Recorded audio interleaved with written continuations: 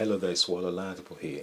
Self-compassion is one of the most powerful virtues for wellness. Self-compassion is a bridge to longevity, is a bridge to wellness. Studies have shown that if you embrace self-compassion, you drop your inflammation profile levels within 3 to 6 months.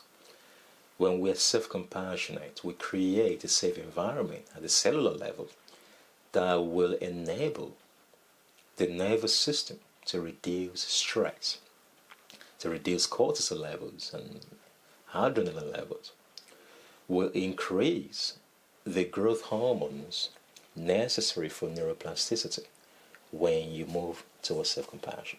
Self-compassion is not an optional virtue that you have to consider.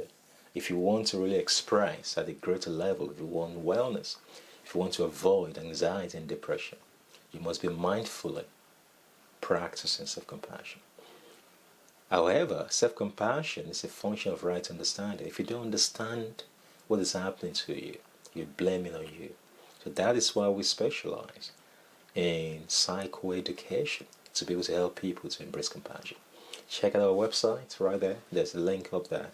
Check through a whole bunch of workshops that we run on trauma, on anxiety, on ADHD, on depression, addiction. All those things that we blame ourselves for, they may not be your fault. We blame ourselves for the effects of the trauma of the past, and we think the authentic self is defective. That is a lie.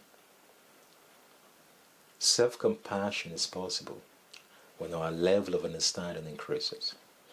It is the only available natural remedy that will not cost you anything. You can move through self-compassion.